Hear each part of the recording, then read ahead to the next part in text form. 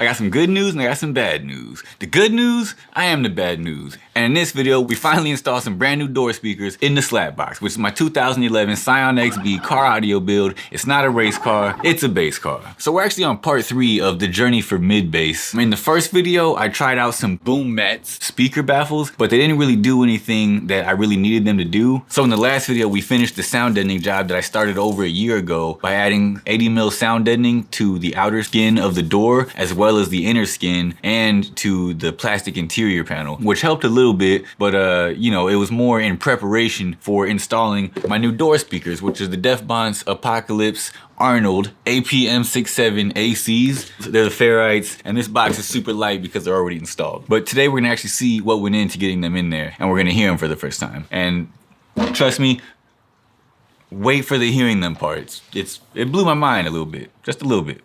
Just a little bit.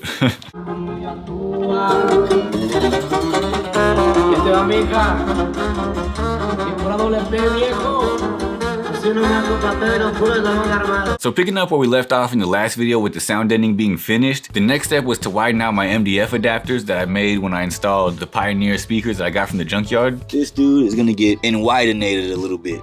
These are the same size speakers. From that angle, don't look too bad. But then you look at that, I still plan on swapping these out at some point for some ABS plastic or maybe some acrylic, but for right now, it's perfectly suiting my needs, and that's all it needs to do. So, end of that discussion. Here's my adapters getting ready to be embiggenated. Gonna enlarge those just a little bit. By eye, of course. We're not gonna do measurements, we're just gonna go for it. The only way I could actually widen out the MDF adapters that I made was to just clamp them to a bar stool and take my router and just be super careful. Just kind of trace out the circle that needed to be there, kind of eyeballed it to the best of my abilities. With the adapters widened, and since it would be a complete disservice to these speakers to run them off head unit power, the next step is gonna be to run the speaker wire. This is Down4Sound 14 gauge. I think when I measured it, I figured I needed about 33 feet, but either way, I have 100, so. And I'm basically just gonna start it from right here, from the amp rack, and just make my way forward to the door speakers. So the hardest part of this process is getting the wires through the boot that goes between the car and the actual door. Like that little thing where all the stock wires are. That's what we're going through. If you see that hole right there on the side, I'm actually literally just gonna try to use that and just poke the speaker wire through it. For me, what I ended up doing was I took a chopstick with some tape on it and I wrapped it around the wire and just poked it through. Not a perfect solution, but it should get the job done. It's like it's in there, but it's very slow getting through. And for one of the wires, that actually worked fine because I poked it through enough. I just used some needle nose. Duh. Finally making some progress on it. Grabbed it and was able to pull it through a little bit more. Okay. That should do it. I don't even want to say how long it took to get the passenger side ran. It took an embarrassing amount of time, but whatever. Here we go. Left plenty of leftovers. It's ran right here. This side, man, this side gave me some problems, man. Like this side was like really difficult. Every time I got the wire into the little boot, it would like curl before it got into the little second boot. So it was the same thing as the driver's side. It just, for whatever reason, the passenger side just gave me a lot more issues. So sometimes it's super easy and I'm like, oh cool, this is gonna be a breeze. And then the very next one I do is like the hardest thing I've ever done in my whole life. I was having so much issues with this passenger side, but finally got it. You can see it's in there. Anyways, once I had the wires pulled through, I was able to mount the speakers to the adapters. Wired up the speakers. For those wondering, it's a number 3 Allen wrench. There we go. And then mount the adapters with the speakers to the doors. And there we go. Wired up and everything. So with the speakers installed and the wires ran, the next step was to run the power wire for the amp that I'm gonna have powering the speakers, which I guess would be a good time to introduce which amp I'm using, which is the Down4Sound JP284. The reason I went with the 284 was basically just because I was looking for about 300 RMS per channel, and this one does 284 at 4 ohms and 460 at 2 ohms, so that was good enough for me. Before running the 4-gauge power wire, I put some expandable sleeve on it. I'm gonna go ahead and throw about 20 feet onto this and then we'll go from there. So for the power wire from my sub amp, I ended up just actually drilling a hole in the firewall. So obviously we're looking at where the glove box goes. You can see the power wire from my sub amp. Not that I'm scared to do that again. Don't trip, I got no problems. I'll drill a hole in that today, but I didn't necessarily want to do that right now for this one. And I happened to see a little hole in the factory grommet that seemed like it would be the perfect size for a 4-gauge power wire. I looked around in a couple other spots, but that seems like that's the one. I had to cut the grommet on the engine compartment side with the chopsticks, poke it through, snip, boom. A 4-gauge power wire with a little WD-40 on it. And whoop, that thing slides right through. I don't know how recommended this is, but I'm gonna just spray a light little bit of WD-40 and maybe a little bit on the inside. See if that did anything. That helped us out. Oh, there we go. Straight through. Damn WD-40 every time. Ran that one, no problem. I'm just pulling extra now so I don't need it later, but that should do it.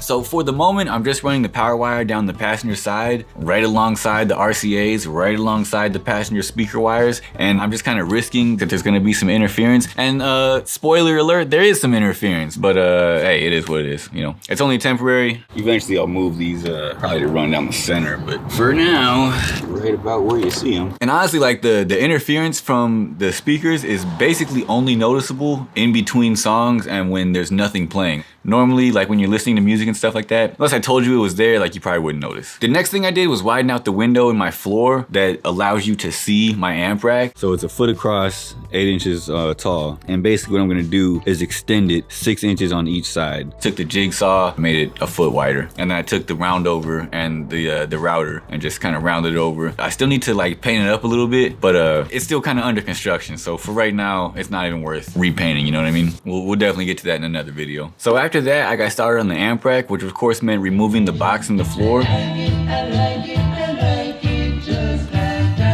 And the more times I do this, the more I'm realizing like really it's not that bad. I make a big fuss out of it, but like it doesn't even take me that long. That's how you do it.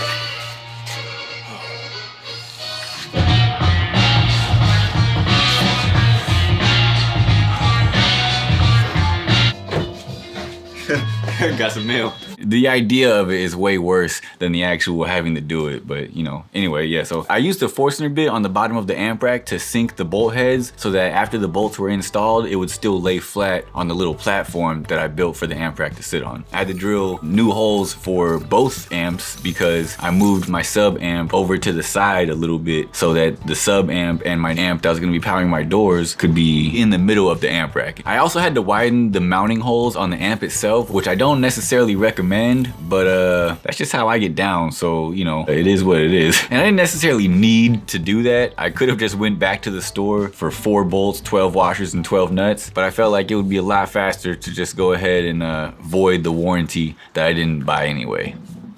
Next, I cut out a piece of MDF to go under the amp and to wrap some LEDs around that would kind of give like a glowing effect under the amp, which is the same thing I did for the Sundown amp when I installed it. So basically now both amps will have an LED strip under them and it'll make it look like they're floating. So I got one of these. I'm gonna make one of these.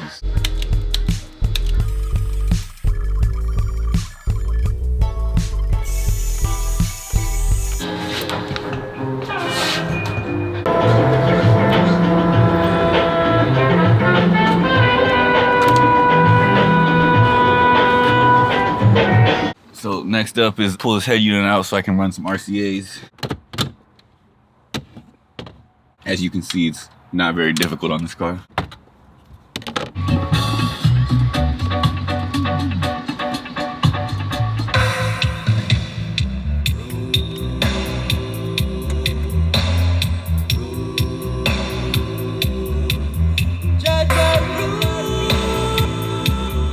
The next step was to add some terminal lugs to some Down4Sound 4-gauge that I was going to use for ground wire. Cut about that much of the rubber.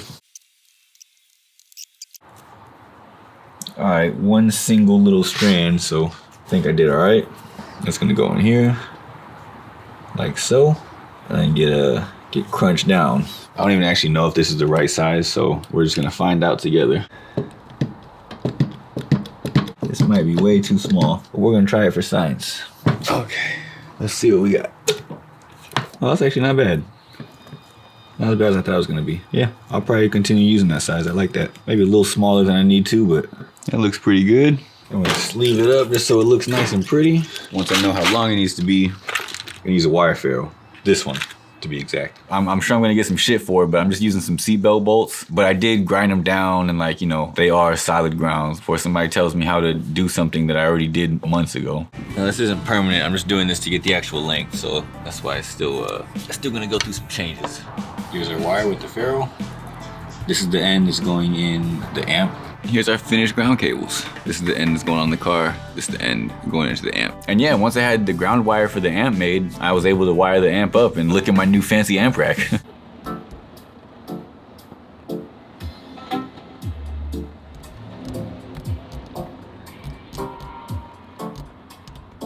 Then I basically did the same thing to the power wire that I left in the engine compartment, cut off a length of it that would go from the battery to the fuse block, and then the rest of it would go to the other end of the fuse block and have the fuse separating the two.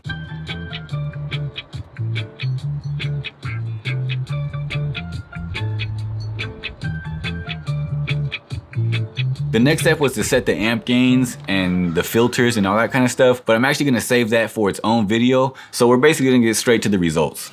All right. Let's see what we got. It's been a long, like, I don't know, it's been like a week and a half, maybe 2. I kind of want to paint the box when I pull it out, just to match the rest of the interior. But we're gonna test these speakers real quick. I'm so excited to hear it. Well, this is actually them, because I don't have my back speakers on right now. A little bit louder.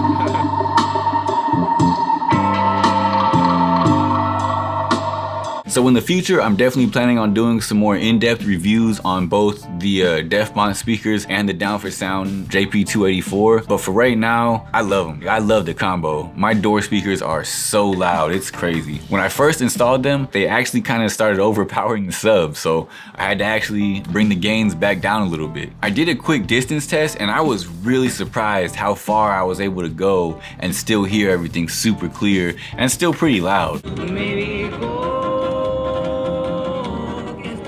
I can still hear it super clear. I don't know if the microphone can, but I can still hear it super clear. That's how I normally have the microphone for when I'm talking to it. Something like that.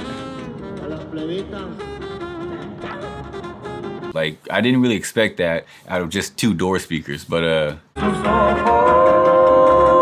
I get away from it, the more I really like take in how good they sound and shit. Right? Like, it sounds pretty good from far back. Huh. Guess who's back again?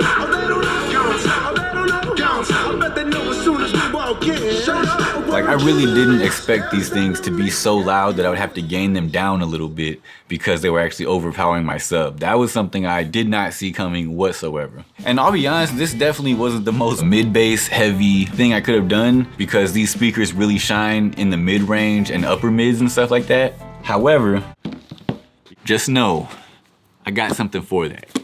I know it looks like the same box, trust me, it's not. That one was light, this one was not. There's definitely more coming in the doors and mid-bass category, I promise. And with all that being said, that's pretty much all I got for this one, so always see the bad news first. Skirt!